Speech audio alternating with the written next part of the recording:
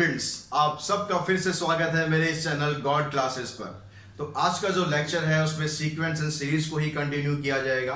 अगर आपने मेरे पिछले वीडियोस देखे हैं, उसमें समझा है सीक्वेंस क्या है, सीरीज क्या है, अरिथमेटिक प्रोग्रेशन क्या है, एन एसएन किस तरह से निकालते हैं, तो डेफिनेटली ये वीडियो आपके आगे समझने के लिए है। लेकिन अगर आपने पिछले वीडियोस नहीं देखे हैं तो इस वीडियो में आपको कुछ भी समझ नहीं आने वाला।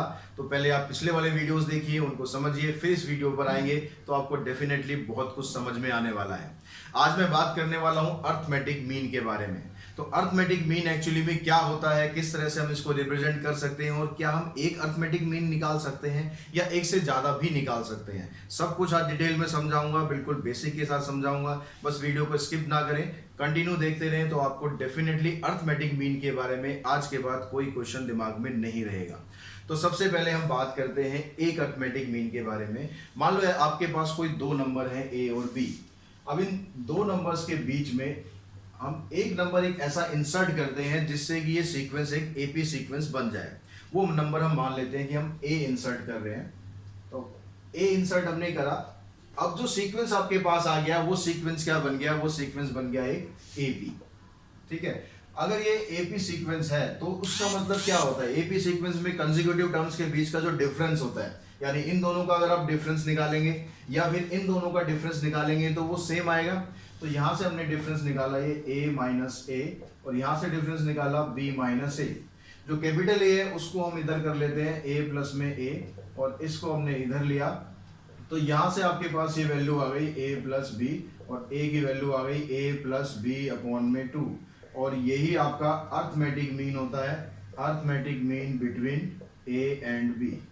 यानी कोई भी दो नंबर अगर आपको दिए हैं, उनका आपको अरिथमेटिक मीन फाइंड करना है, तो सिंपली क्या करना है, उन दोनों नंबर को प्लस कर दो और 2 से डिवाइड कर दो।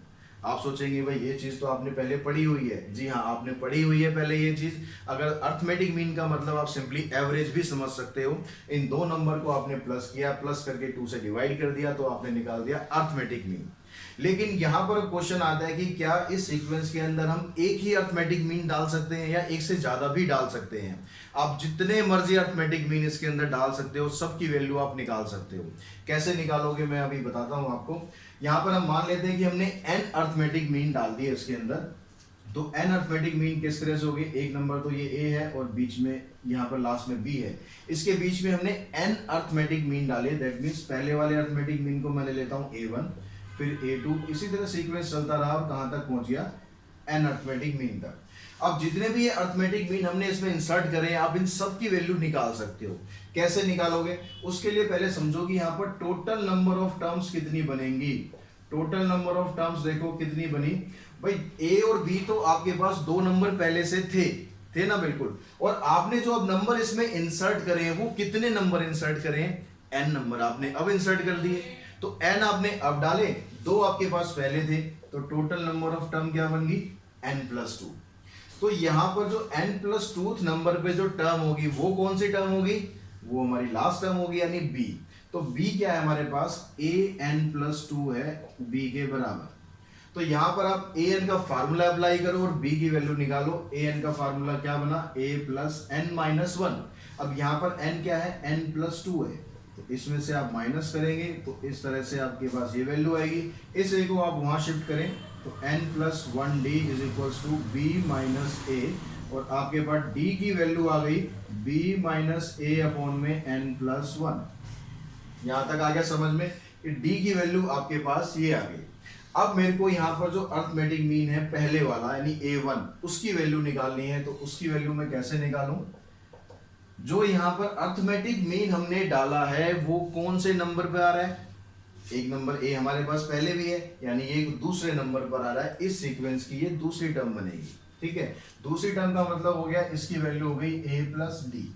अब d की वैल्यू क्या आपके पास, d की वैल्यू ये है, इसको आप सिंप्लीफाई करेंगे तो a plus B minus A upon में n प्लस 1। इसको आप एलसीएम लेके सॉल्व करेंगे तो एलसीएम लेके सॉल्व करने पर आपके पास ये बचेगा an plus B divided by n plus 1।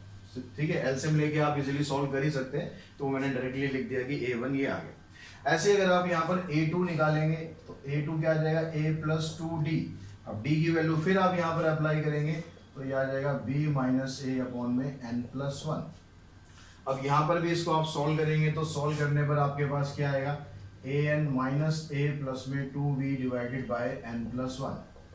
ठीक है, अब इसी तरह से आप a1 a2 a3 a4 जितने भी अरिथमेटिक मीन आपने डाले ना, सबकी आप वैल्यू निकाल सकते हो। तो हम सीधे लास्ट में चलते हैं कि जो an आएगा आपका वो क्या आएगा। अब an यहाँ पर कौन से नंबर पर है, तो उसको समझो। देखो पहली टर्म जो थी, जो पहला अरिथमेटिक मीन आपने डाला था वो दूसरे नंबर पे था, जो दूसरा अरिथमेटिक मीन डाला है वो तीसरे पे था। तो an कहाँ पर आएगा, n प्लस 1 नंबर पे आएगा। n प्लस 1 नंबर पे आने का मतलब है कि यहाँ जब आप फार्मूला लगाओगे n प्लस 1 माइनस 1, इस तरह से आपको लिखना होगा। अब यहाँ पर d की वैल्यू आप पुट कर दो, d की वैल्यू क्या आ जाएगी, b माइनस ए अपॉन में n प्लस 1। अब इसको अगर हम सिंप्लीफाई करते हैं तो सिंप्लीफाई करने के बाद आपके पास ये आ गया। यहाँ पर हम प्रॉपर एलसीएम लेके फिर मैं आपको बता रहा हूँ, ये आपके पास आ गया divided by n plus 1। A N से ए एन कैंसिल हो जाएगा, आपके पास आ गया ये a plus N B divided by n plus 1। तो इस तरह से जितने भी अरिथमेटिक मीन है आप उन सब की वैल्यू बड़े आसानी से निकाल सकते हो। अब हम बात करें कि भाई जितने अरिथमेटिक मीन आपने इसके अंदर डाले, अगर हम उनका सम निकालना चाहें तो उनका सम कैसे निकल जाएगा।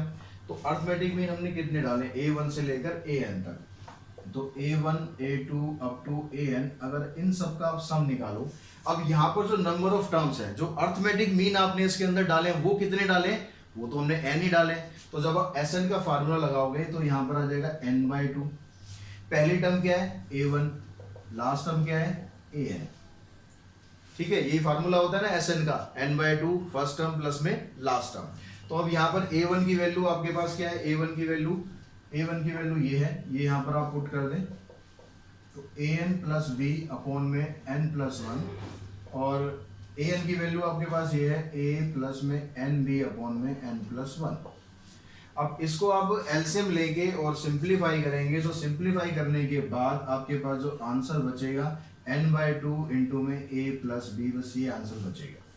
यानी जितने भी आपने अरिथमेटिक सीक्वेंस यहाँ पर, अरिथमेटिक मीन यहाँ पर डाले हैं, उन सब का अगर आप सम करेंगे तो हो जाएगा n/2 a प्लस बी।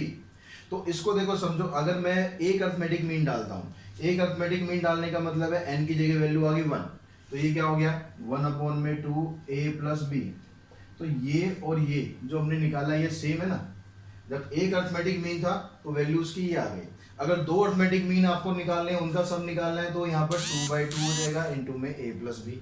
ऐसे 3 4 5 जितने मर्जी अरिथमेटिक मीन हो, उन सब का सम आप इस फार्मूले से डायरेक्टली निकाल सकते हो। ये सारा डेरिवेशन करने की जरूरत नहीं है, ये आपको सिर्फ मैंने समझाने के लिए बताया किस तरह से आपने सम निकाला है। अब यहाँ से आपके पास कुछ इंपॉर्टेंट टर्म्स और बनती हैं, इसको आप अच्छी तरह समझ लें, एक बार दो बार देखें और बिल्कुल आपको अच्छी तरह समझ में आने वाला है।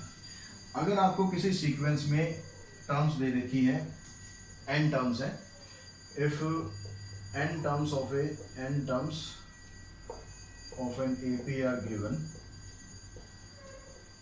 then अगर आप इसका सम निकालते हैं, ठीक है, आपके पास एक सीक्वेंस है AP का, उसमें अगर आपने सम निकालते हैं, उसका SN निकालते हैं, तो उसका फार्मूला एक आपके पास आ जाएगा n इंटू में मिडल टर्म, n इंटू में मिडल टर्म।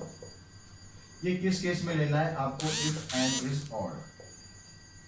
अगर n आपके पास ऑड टर्म्स है तो आपको यहाँ पर ये केस लेना है, ठीक है। अगर आपके पास दूसरी कंडीशन होगी, अगर n इवन हो गया तो n इंटू में arithmetic mean of two middle term. अगर आपके पास अरिथमेटिक मीन दिया हुआ है या आपको दो मिडल टर्म दी हुई है तो उसका आप अरिथमेटिक मीन निकाल लें और उसको n से डिवाइड कर दें। ये किस केस में होगा, इफ n इज इवन। तो ये दो केस आपके हो सकते हैं जहां से आपको सम निकालने के लिए किसी फार्मूले की जरूरत नहीं है, किसी और तरीके की जरूरत नहीं है, आप डायरेक्टली आंसर निकाल सकते हैं। जैसे क्वेश्चन आपको यहाँ दिया हुआ है, if the fourth term of an AP is 4, किसी AP की जो फोर्थ टर्म है वो आपको 4 दी हुई है, and what is the sum of it 7 term. तो आपसे पूछा गया है जो S7 है वो क्या है। अब यहाँ पर S7 का मतलब है कि इसके अंदर आप 7 टर्म्स का सम निकाल रहे हो।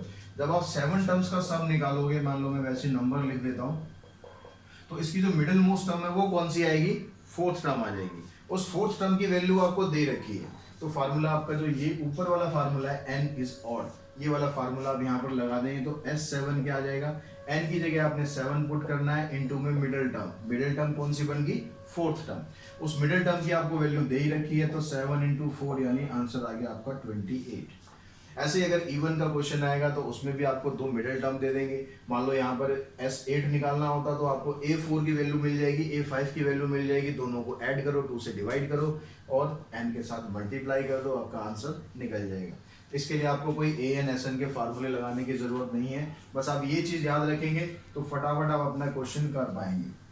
बहुत से टिप्स और ट्रिक्स मैं अपने वीडियोस में बताता हूँ, वो आप ध्यान रखेंगे तो आपके जो MCQs हैं या A1 मार्कर क्वेश्चन है वो बड़े आराम से आपके निकलने वाले हैं। नेक्स्ट क्वेश्चन पे चलते हैं। नेक्स्ट क्वेश्चन कहता है insert 5 numbers between 8 and 26 such that the resulting sequence is an AP। कह रहा है 8 है हमारे पास, नेक्स्ट क्वेश्चन में क्या कर रहा है, एक नंबर 8 है और एक नंबर 26 है, इसके बीच में 5 नंबर हमें इंसर्ट करने हैं जिससे कि सीक्वेंस हमारा AP में आ जाए। और वो 5 नंबर क्या होंगे ये आपको बताने हैं। मैं यहाँ पर मान लेता हूँ वो 5 नंबर हो गए, मान लो B1 B2 कुछ भी आप ले सकते हो, 5 नंबर हमने इंसर्ट करेंगे। अब यहाँ पर 5 नंबर इंसर्ट करेंगे तो इस सीक्वेंस के अंदर जो लास्ट वाली जो टर्म है वो कौन से नंबर पे आ जाएगी, 5 नंबर इंसर्ट करें, 2 आपके पास पहले थे तो ये जो टर्म है ये तो बन गई 7th टर्म, और हमारे पास जो फर्स्ट टर्म है वो आपको दी हुई है A8 और 7th टर्म होगी आपके पास 26। समझ में आ गया 7th टर्म कैसे बनी भाई, 5 नंबर तो हमने उसमें इंसर्ट करे और 2 तो हमारे पास पहले से ही है 8 और 26, तो 5 + 2 कितना हो गया, टोटल 7 नंबर्स हो गए। तो जब आप इसको काउंट करोगे 1 2 3 4 5 इस तरह से करके तो 7वें नंबर पे 26 आ जाएगा। अब A7 का फार्मूला लगा सकते हैं, A + 6D, A की वैल्यू भी आपके पास है, A की वैल्यू पुट कर दी, 8 को उधर ले जाके आप माइनस करेंगे तो आपके पास आ जाएगा यहाँ पर 18 और D की वैल्यू आ गई 3। A भी आ गया आपके पास, D भी आ गया। अब आप ये जब B1 है इसकी वैल्यू आप निकाल सकते हैं, B1 की वैल्यू क्या हो जाएगी 8 + D, D कितना है आपके पास 3, 8 + D यानी 3, क्योंकि AP सीक्वेंस है। अब AP में ऐसे सीक्वेंस बनाते हैं, पहली टर्म अगर आपको दी हुई है तो D को आप ऐड कर दो, आपके पास अगली टर्म आ जानी है, फिर एक बार D ऐड कर दो, फिर अगली टर्म आ जाएगी, यानी 11 + 3 14, फिर ऐसे B3 निकल जाएगा, 14 + 3 = 17, B4 निकल जाएगा, 17 + 3 = 20 एंड B5 निकल जाएगा, 20 + 3 23। तो ये 5 टर्म ऐसी थी जो हमने इसके अंदर इंसर्ट करी। तो जो नेक्स्ट क्वेश्चन आपको क्या दिया हुआ है, कहता है insert 10 arithmetic means between -5 and 17 and prove that their sum is 10 times the arithmetic mean between -5 and 17। तो यहाँ पर -5 और 17 के बीच में आपको 10 अर्थमेटिक मीन यहाँ पर पुट करने हैं और साथ साथ ये भी प्रूव करना है कि जो उनका सम होगा वो 10 times of arithmetic mean between -5 and 17 होगा। अगर यहाँ पर देखो ये प्रूव करने वाला केस ना होता, सिर्फ सम निकालना होता, तो उसके लिए जो फार्मूला हमने अभी आपको बताया था कि A1 से लेकर आप n तक का जो सम निकालते हैं ये हो जाएगा n इंटू में A + B/2।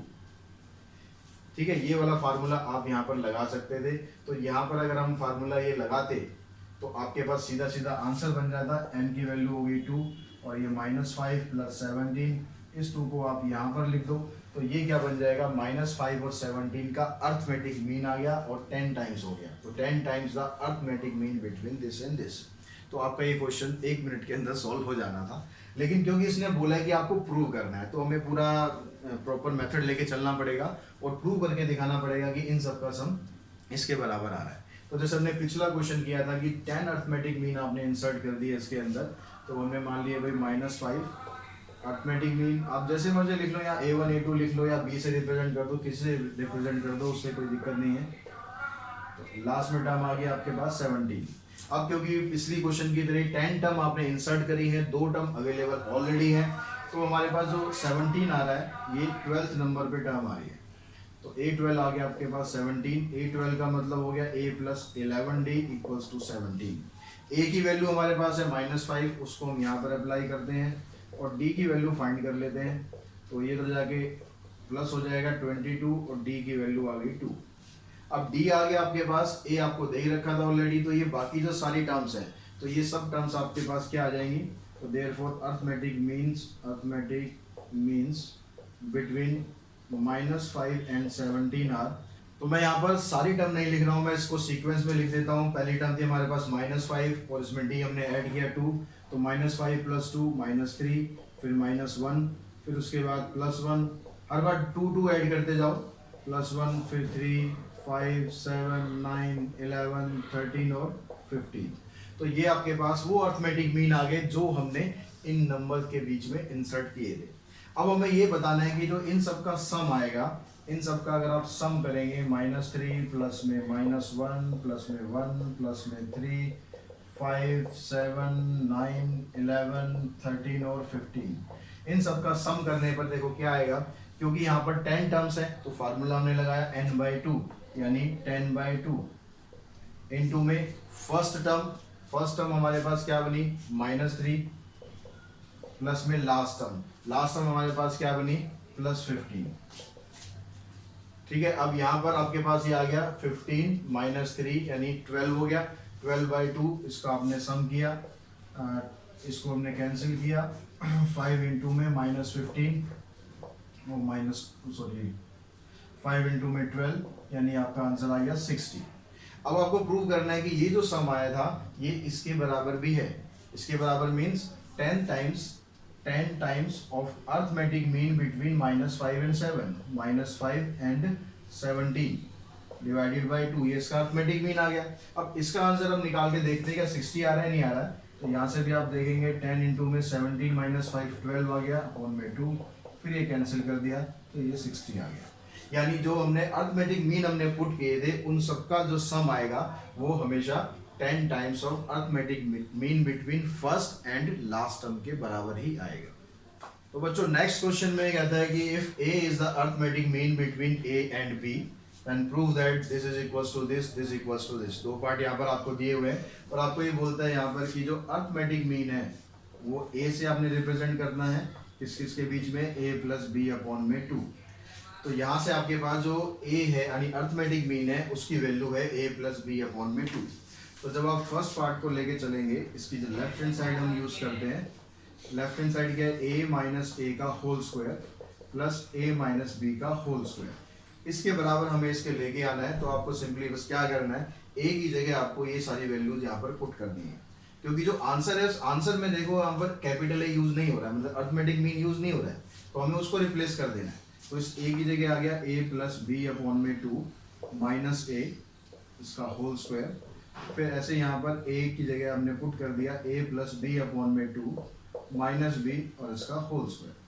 इसको सिंप्लीफाई करते हैं। इसको सिंप्लीफाई करके क्या आएगा, एलसीएम लिया पहले a + b - 2a divided by 2, फिर इसका होल स्क्वायर प्लस में यहाँ पर एलसीएम लिया, ये आ गया -2b/2 इसका होल स्क्वायर।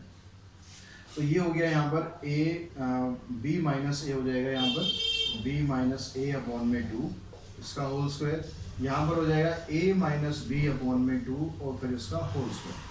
अब यहाँ पर देखो कि जो होल स्क्वायर होता है, होल स्क्वायर में क्या होता है, अगर आप a - b का होल स्क्वायर लिख रहे हो तो इसका जो रिजल्ट हो गया a² + b² - 2ab हो गया। अगर आप b - a का होल स्क्वायर लिख रहे हो तो क्या रिजल्ट में कुछ फर्क पड़ता है? तब भी तो रिजल्ट तो यही रहता है b² + a² - 2ab। बात तो दोनों की एक ही होती है। तो यानी जो b - a का होल स्क्वायर है उसकी जगह हम क्या कर सकते हैं, उसको a - b का होल स्क्वायर लिख सकते हैं। तो यहाँ पर ये जो टर्म आ रही थी इसको मैंने ऐसे लिख दिया, इसका होल स्क्वायर, और यहाँ पर भी ऑलरेडी यही टर्म थी। तो दोनों टर्म यहाँ पर सेम हो गई। इन दोनों को आप ऐड करोगे तो ऐड करने पर क्या बन जाएगा, 2 टाइम्स ऑफ a - b/2 का होल स्क्वायर। अब जो नीचे वाली टर्म है आपको उसका स्क्वायर कर देना है। यहाँ पर 2 का स्क्वायर हो जाएगा 4।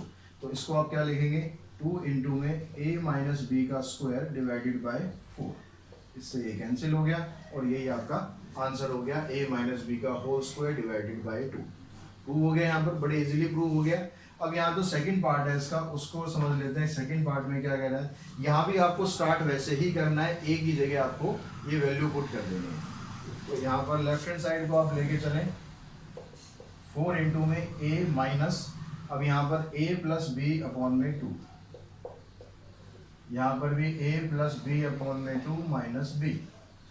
अब देखिए 4, यहाँ पर आपने एलसीएम लिया, 2 आ गया, 2a - a - b और इधर एलसीएम 2 आ गया तो a plus B minus 2b। यहाँ पर आ गया ये 2 इससे कट गया, ये वाला 2 इससे भी कट गया, यानी डिनोमिनेटर का काम तो आपने खत्म कर दिया। अब क्या रह गया 2a माइनस ए हो गया a माइनस बी, और यहाँ पर क्या हो गया, यहाँ भी तो a माइनस बी हो गया, तो ये भी a माइनस बी, ये भी a माइनस बी, यानी आंसर क्या आ गया आपका a माइनस बी का होल स्क्वायर। तो इस तरह के जो भी क्वेश्चन आएंगे उसको देख के कुछ घबराने की जरूरत नहीं है कि भाई क्या आ गया ये कैसे करें। आपको बस क्या करना है, ए की वैल्यू पुट कर देनी है, सिंप्लीफाई कर देना है, जस्ट धीरे धीरे आपका आंसर निकल जाएगा। बस सिंप्लीफाई सही तरीके से करते रहना, फार्मूले सही लगाना, ये कंडीशन जरूर होनी चाहिए। उसके बाद नेक्स्ट क्वेश्चन पे चलते हैं। तो बच्चों नेक्स्ट जो क्वेश्चन है बड़ा इंटरेस्टिंग क्वेश्चन है, बहुत बढ़िया क्वेश्चन है। कहता there are N arithmetic mean between 3 and 17। अब इसने बताया नहीं कि कितने करने हैं, एन बोल दिया है, तो एन अर्थमेटिक मीन हम पहले इंसर्ट कर लेते हैं। तो पहले सबसे पहले 3 आ गया, फिर a1 a2 up to an। इस तरह से आपने अर्थमेटिक मीन इसमें इंसर्ट करे, कहाँ तक, लास्ट आ गया आपके पास 17। अब जब भी आप अर्थमेटिक मीन इंसर्ट करोगे हमेशा दो चीज़ तो आपके पास मिल ही जाती हैं। आपके पास फर्स्ट टर्म मिल गई 3 और आपके पास an प्लस 2 मिल गई 17। ठीक है, जितनी भी टर्म आपने इंसर्ट करी है उसमें 2 ऐड करेंगे तो ये आपकी ये टर्म बन जाएगी। अब यहाँ पर n प्लस 2 फार्मूला लगा दो, an plus 2 minus 1d equals to 17। यहाँ से a की वैल्यू पुट करी आपने, n प्लस 1 इंटू में d इक्वल्स टू ये आ गया 17। अब क्या करना है आपको, 3 को आपको उधर ले जाना है, माइनस करना है, तो n प्लस 1 d की वैल्यू आ गई आपके पास 14। तो d की वैल्यू आप कह सकते हो 14 अपॉन में n प्लस 1 आ गई। ठीक है, आवाज़ कुछ बाहर से आ रही है, उस पर ध्यान नहीं रखना है, मेरी तरफ ध्यान रखना है। तो d की वैल्यू आपके पास ये आ गई। अब उसके बाद जो क्वेश्चन है उसमें कहता है the ratio of the first mean. First mean कौन सा है, ये हमने फर्स्ट मीन इंसर्ट किया है, इसकी रेशो a1 और the last mean, last mean ये है। तो जो लास्ट मीन है उसमें आप ध्यान रखना कि ये वाली टर्म मत इंसर्ट कर देना, यहाँ पर ये मीन की बात कर रहा है, यहाँ पर वर्ड क्या यूज कर रहा है, लास्ट मीन। लास्ट मीन का मतलब है जो मीन आपने इंसर्ट किया था उसमें जो लास्ट था, यानी an। ये दिया हुआ है आपको रेशो 1/3। अब यहाँ पर जब आप एपी का फार्मूला लगाएंगे तो यहाँ पर समझेंगे कि भाई a1 जो आपने इंसर्ट किया था वो एक्चुअली में सीक्वेंस का कौन सी टर्म थी, वो सीक्वेंस की सेकंड टर्म थी। यानी अगर मैं इसको एज ए सीक्वेंस लिखूं तो ये a2 है, सेकंड टर्म है, और जो nth हमने टर्म इंसर्ट करी थी वो कौन सी टर्म है, an प्लस 1 है। यही मतलब हुआ है इसका कि जो आपने इसमें इंसर्ट करे थे, यानी जो पहला नंबर इंसर्ट करा वो एक्चुअली में दूसरा नंबर हो गया, यानी सेकंड टर्म हो गई। ऐसी जो दूसरी टर्म इंसर्ट करी वो तीसरा नंबर हो गया। ऐसे nth टर्म इंसर्ट करेंगे तो वो n प्लस 1 नंबर हो गया यहाँ पर, तो इसलिए हमने यहाँ पर लिखा an प्लस 1। अब यहाँ पर AP का जो फार्मूला होता है वो फार्मूला आप अप्लाई कर दो। a2 की जगह आ गया a प्लस डी, और नीचे आ गया a plus n plus 1 minus 1d। इसकी रेशो आपको दी है 1/3। अब a की वैल्यू भी आपके पास है, d की वैल्यू भी आपके पास है, ये दोनों वैल्यू यहाँ पुट करते हैं। 3 प्लस में 14 अपॉन में n plus 1 divided by 3 plus ये तो कैंसिल हो गया, n इंटू में 14 अपॉन में n प्लस 1। क्योंकि आपको n की वैल्यू फाइंड करनी थी तो जितनी भी टर्म्स थी उसमें सबको हमने n की टर्म्स में कन्वर्ट किया। ऊपर की टर्म्स का एलसीएम लेंगे, एलसीएम आ गया उसका n प्लस 1। 3 से इन दोनों को मल्टीप्लाई कर लेते हैं, 3n plus 3 plus 14 divided by नीचे भी जो एलसीएम है n प्लस 1 ही आएगा, तो इधर आ जाएगा 3n प्लस 3, n से इसको मल्टीप्लाई कर देंगे 14n, n प्लस 1 से n प्लस 1 कैंसिल। अब इसको आप सिंप्लीफाई कर लो, 3n प्लस 17 हो गया, 3n प्लस 17 अपॉन में क्या आ गया, अपॉन में करेंगे 3n plus 14n, 17n plus 3 हो जाएगा, 17n प्लस 3 इक्वल्स टू 1/3। अब क्या करना है, अब तो बिल्कुल सिंपल रह गया ना क्वेश्चन, क्रॉस मल्टीप्लाई करो, n की वैल्यू निकाल दो, तो ये हो गया 9n 51 17n प्लस 3। 17n को इधर लाएंगे माइनस करेंगे और 51 को उधर ले जाके माइनस करेंगे, तो 17 minus 9 minus 8 minus 48, minus cancel कर दिया, n की वैल्यू आ गया आपकी 6। ये क्वेश्चन आपको यहाँ पर दिया हुआ है, इसमें भी आपको n की वैल्यू फाइंड करनी है। और ये जो टर्म दी हुई है थोड़ी अजीब सी आपको लग रही होगी, ये टर्म जो दी हुई है ये अर्थमेटिक मीन दिया हुआ है a और b के बीच में। क्वेश्चन बहुत सिंपल है, एक बार आप समझ लेंगे फिर कहेंगे ये तो काम का ऐसे हम परेशान हो गए थे। तो ये वाली जो टर्म है यहाँ पर कह रहा है an प्लस में bn divided by an minus 1 plus B N minus one is arithmetic mean between A and B. अब अर्थमेटिक मीन आपको पता ही है क्या होता है, A plus B divided by two. अब यहाँ पर आपको फिर क्रॉस मल्टीप्लाई कर देना है, क्रॉस मल्टीप्लाई करेंगे, टू को इन दोनों से किया तो आ गया टू ए एन प्लस में टू बी एन। इधर जब क्रॉस मल्टीप्लाई करेंगे तो यहाँ आपको लॉज ऑफ एक्सपोनेंट का ध्यान रखना है। कैसे, जब ए की पावर n माइनस वन को हम मल्टीप्लाई करेंगे a से तो क्या होगा, यहाँ पर a की पावर 1 है। अब a की पावर 1 है तो इसको हम मल्टीप्लाई करेंगे तो पावर इसकी ऐड हो जानी है, ये कैंसिल हो, a की पावर n आ जाएगा। तो a की पावर n माइनस वन को मैं a से मल्टीप्लाई कर रहा हूँ तो a की पावर n आ गया। इसको जब आप इससे मल्टीप्लाई करेंगे तो बेस दोनों का डिफरेंट है तो इसको आप एज इट इज रखें। ऐसे जब b की पावर n माइनस वन को आप इससे मल्टीप्लाई करेंगे तो ये एज इट इज रहेगा, लेकिन जब b से मल्टीप्लाई करेंगे तो b की पावर n हो जाएगा। अब यहाँ पर देखो, ये जो a की पावर n b की पावर n है उनको आप एक तरफ इकट्ठा कर लो सबको, तो उस साइड से हम इसको भी ले आते हैं और इसको भी ले आते हैं। इधर आपके पास ये बच गया, इधर आपके पास ये आ गया। अब 2an में से an माइनस करेंगे तो a raise to power n रह गया, ऐसे यहाँ से b raise to power n रह गया। अब आपको n की वैल्यू निकालने के लिए क्या करना है, अब ये स्टेप थोड़ा आप ध्यान रखेंगे, यहाँ तक तो बड़े इजीली आप कर पाएंगे। अब इनमें से एक टर्म को आपको इधर लाना है, तो हम पहली टर्म को इधर ले आते हैं, तो ये आ गया, और इस b की पावर n को उधर शिफ्ट कर देते हैं। अब इसके बाद क्या होगा, a की पावर n है और a की पावर n माइनस वन है, इन दोनों में से आपको कॉमन फाइंड करना है। कॉमन क्या होता है, जैसे अगर आपके पास a की पावर 3 है और a की पावर 4 है, तो इसमें से कॉमन क्या निकालोगे आप, जो पावर कम होगी वही तो कॉमन निकालोगे ना। तो यहाँ पर a की पावर n है, यहाँ पर a की पावर n माइनस वन है, तो आपको कॉमन निकालना है a की पावर n माइनस वन। अब n में से अगर आपने n minus one power common निकाल दी तो आपके पास क्या बच गई, a की पावर बच गई 1, तो उसको आप a लिख दो ऐसे ही, माइनस में b। सेम यही काम आपको यहाँ करना है, b की power n minus one common निकलेगी और ब्रैकेट आपकी ये आ जाएगी। अब इससे ये कर देना कैंसिल, ये वाली टर्म को आप नीचे ले आओ, नीचे लाने पर क्या बनेगा, a की power n minus one upon में b की power n minus one equals to 1। इसको जब क्रॉस मल्टीप्लाई करके इधर लाओगे तो 1 लिख देना, 0 नहीं लिखना, बहुत से बच्चे गलती करते हैं, यहाँ पर इसको 0 लिख देते हैं। अब यहाँ पर दोनों की पावर सेम है तो इसको आपने ऐसे लिख लिया, a अपॉन बी की पावर n माइनस वन। अब इस साइड में 1 है, आपको 1 के साथ आप खेल सकते हो, 1 को आप जैसे मर्जी लिख सकते हो। जैसे मर्जी का मतलब क्या है, आपको लिखना है यहाँ पर a अपॉन बी की पावर 0। ये हमें पता है कि कोई भी नंबर हो, कैसा भी नंबर हो, अगर उसकी पावर आपने 0 कर दी तो वो किसके बराबर होता है, हमेशा 1 के बराबर होता है। तो अब यहाँ पर दोनों साइड को आप कंपेयर करोगे तो यहाँ पर पावर n माइनस वन है और यहाँ पर पावर 0 है, तो n की वैल्यू निकल गई आपकी 1। तो इस तरीके से हम ये क्वेश्चन कंप्लीट कर सकते हैं। और आज के इस लेक्चर में अर्थमेटिक मीन के जितने भी क्वेश्चन कराए हैं, लगभग मैंने हर टाइप का क्वेश्चन करा दिया है। आप सब तरह के क्वेश्चन बड़े इजीली कर पाएंगे। और वीडियो आपको पसंद आई है तो वीडियो को लाइक जरूर करें, शेयर करें और साथ ही चैनल को सब्सक्राइब करें भी और अपने दोस्तों से करवाएं भी, क्योंकि जो कंटेंट है वो तो उनको भी चाहिए। आपको कंटेंट अवेलेबल है तो आप अपने दोस्तों के साथ अन्याय ना करें, उनको भी ज़रूर कंटेंट अवेलेबल कराएं। तो आज के वीडियो में इतना ही। Thanks to all of you.